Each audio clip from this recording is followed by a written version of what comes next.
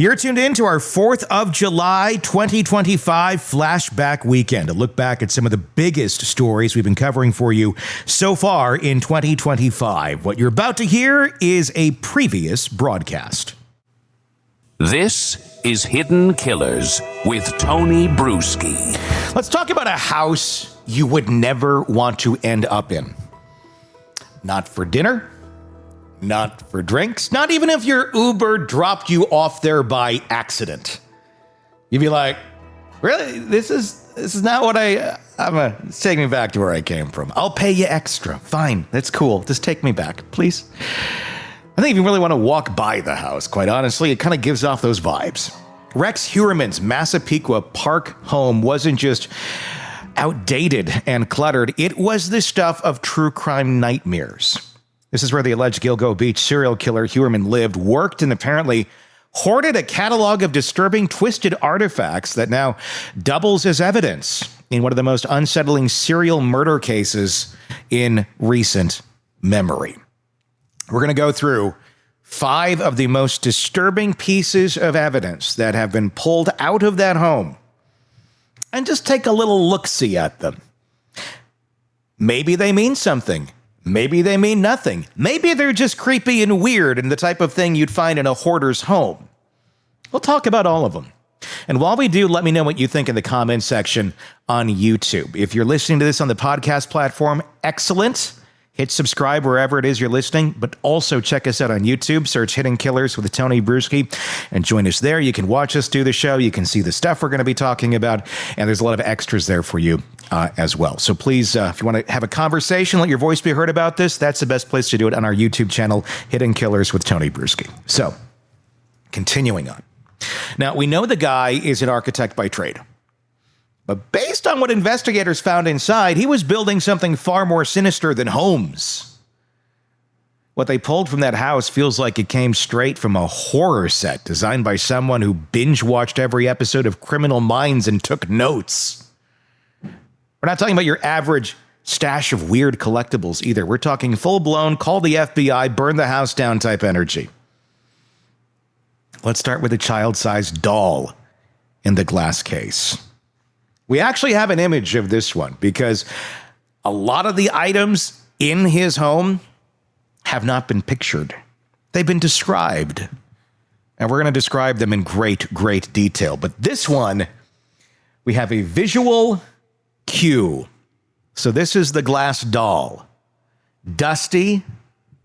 Looks like it was locked in a museum exhibit for decades, wearing a frilly old-fashioned dress with blonde curls and a red ribbon. Just sitting there watching. This is one of the few images that we have of this actual doll. Let's zoom in a little bit as best as we can here on it. This is the doll in the case. It's hard to get a huge sense of what it looks like, but you get a sense of the case, and it looks kind of like something out of Ed and Lorraine Warren's Occult Museum. I think the first thing that comes to my mind is like Annabelle. Or could it be absolutely nothing? Is this just a creepy thing the guy had in his basement that used to be his childhood bedroom that he later turned into a gun room, and later the gun room created another room off to the side of that no one in the house was ever allowed to enter no matter what? But remember, as Asa said, there's no secrets with Rex Heuermann. He's an open book. An open book with that in the basement. So this was there. This was in the house because, of course it was. It wasn't just decorative. This thing was a focal point of, I don't know what it was the focal point of. Let's hope it wasn't like some sort of twisted altar that it was the focal point of, because it looks like it could kind of be that. Now, I know that's a bit speculative and all that, and obviously Rex Heuermann is innocent until proven guilty, and he has denied the charges against him, as has his wife, Asa Elrod. But you got one of these dolls in your house like this? I don't know. Either you're an 85-year-old grandmother in 1988, or you're Rex Heuermann. Experts believe it could have served as a psychological stand-in for Heuermann's alleged victims. Not quite a trophy, not quite a tool, but somewhere disturbingly in between. Especially when you learn he had reportedly searched for highly disturbing and inappropriate content involving minors. The juxtaposition of the creepy doll and those search patterns, it's not quirky, it's pathology. What do you think about the doll? Is this just a weird thing in the house? I mean, it is a hoarder type house. It's in pretty rough shape. Looks like a lot of randomness has been collected there. This was his childhood home as well. Is this a remnant of maybe mom's stuff, grandma's stuff that's just still there? Oh. Then there's the portrait. And I use the term loosely because this was no family heirloom. It was a massive wall-mounted image of a woman with a black eye and dilated pupils, looking like she just stepped out of a nightmare. Some neighbors thought it was abstract art. Investigators thought it looked like a little too on the nose, given the victims. You don't need a PhD in criminal profiling to understand a guy who hangs a bruised, terrified woman on his wall might be using it as a visual cue for something darker. Psychologists say individuals who commit serial crimes often surround themselves with triggers that remind them of their acts. That's true. This portrait wasn't just decor, it was a window into Heuermann's alleged fantasy loop. And I'm sorry, if you are Asa Elrup and talking about what a lovely family man this guy is and how everything was so normal and lovely and hunky-dory and you went on all the vacations by yourself and Rex never went, and how this is just not him. Why does he have this artwork? But I think Asa is someone who was able to just see these things as normal because they were normalized to her. I don't think it was until the media scrutiny happened, once he was charged, once people started looking into their lives and seeing what was out there and people going, whoa, that's in your house? I'm guessing they were kind of like, yeah, and? I mean, what, doesn't other people have this in there? No, they don't. But when you're so close to that kind of sickness, that kind of thinking, those sort of things seem normal to you. So I'm not saying that as a super criticism of Asa. It's trying to understand how she and those kids lived in that environment for so long and thought nothing was up. Because Rex made not normal, allegedly. So you got the picture, you got the doll. That's not even close to the worst part. No, the real horror, that horror show lived inside his computer. Investigators pulled up a Word document from the digital graveyard of his hard drive, a disturbing planning file, literally. Kind of make Hannibal Lecter go, dude, maybe tone it down a little bit. It was meticulously organized as a document. 87 entries. It laid out how to pick a victim, how to transport her, what to clean up, and what not to forget for next time. One note said, get enough rest before playtime. Like he was penciling in violence between brunch and errands. Another said, use stronger material next time. Because the lighter one broke, alleged criminal trial and error. Totally normal stuff. Oh, and it gets worse. The document didn't just read like a plan, it matched the actual crime scenes. The body prep instruction mirrored how the Gilgo Beach victims were found, washed, dismembered, and bagged. He even wrote about using push pins in the ceiling to hold up plastic sheeting.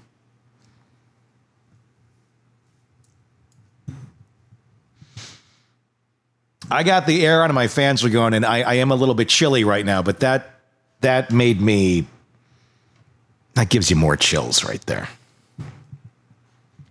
Later, cops found pinholes in the basement drywall. It wasn't fantasy, it was a to-do list with real-life applications. You could practically hear them.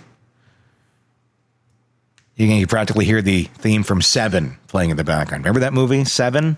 Go back and watch it. It's an oldie. I hesitate to say goodie, but it was a messed up one. Let's not ignore the gun vault. That's right, a walk-in vault.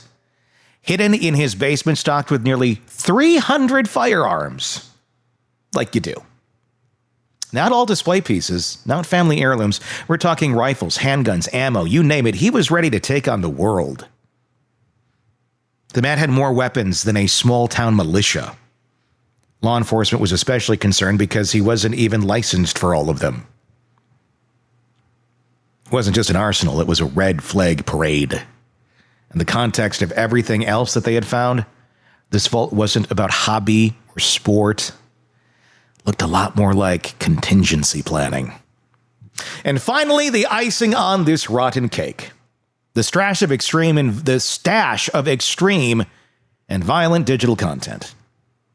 Not the kind that pops up in a sketchy corner of the internet and vanishes. This was curated, saved, cataloged, thousands of files depicting disturbing imagery involving violence against women, minors, many echoing the exact conditions the Gilgo Beach victims endured. What does that say when someone not only views that kind of content, but organizes it? It says it's not about impulse anymore, it's about rehearsal. According to experts, this wasn't just consumed for gratification, it was possibly used to fuel a violent mindset. So what does all this add up to? You have a guy who allegedly murdered at least 4 women, and possibly more, and lived in a house filled with cues, potential trophies, and outlines of horrific intent. The doll, the portrait, the document, the guns, the digital files, none of these are crimes on their own. But together, they paint a portrait of a man who didn't just fantasize about violence. He allegedly designed his life around it. His house wasn't just his home, it was his lair. Allegedly. If proven guilty, Heuermann won't just be remembered for what he did. He'll be remembered for the haunted museum he lived in while doing it. A place where darkness wasn't hidden in the shadows. It was framed, stored, and disturbingly preserved. And he raised a family in it as well. What are your thoughts on the Heuermann house? What they found there? What was normalized as being there? Do these things mean anything? Are these just weird, creepy clues? At the end of the day, really won't make it to trial. Very circumstantial. Just, well, you know, people have Netflix too, and they have horrible shows on there. Some people have weird abstract art. His daughter, obviously, draws a lot of abstract, creepy art. I mean, no way am I saying she was involved in this, but I'm saying you grew up in a house like that. You might be into some dark stuff. You might have a disposition that goes in that way. Not that you did anything wrong or have anything wrong with you or that you were exposed to anything directly.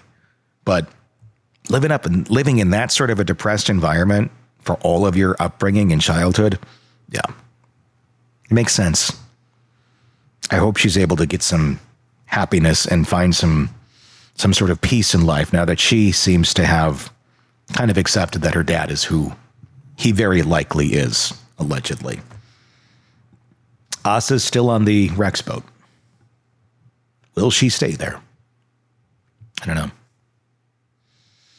Give me your thoughts in the comment section. If you're not on YouTube with us yet, please do check it out. Search Hidden Killers with Tony Brueski and press subscribe so you don't miss any of the stories that we follow for you right here. Then you can comment on this case too and let us know what your thoughts are. If you're listening on the podcast platforms, first hit subscribe, whether it's Apple Podcasts, Spotify, iHeart. We're everywhere you get podcasts. So wherever you are, hit subscribe there. And also do check out our YouTube so you get more stuff from us there as well. You can watch our reporting every single day. We put out tons of pieces every day, so you can sit back on your phone, watch it on YouTube TV, whatever you want.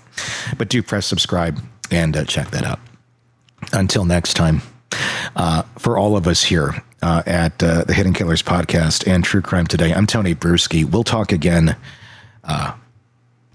real soon. Craving non-stop true crime updates? Press subscribe now and get the latest cases, analysis, and expert commentary delivered straight to your feed. Only from the Hidden Killers Podcast and True Crime Today.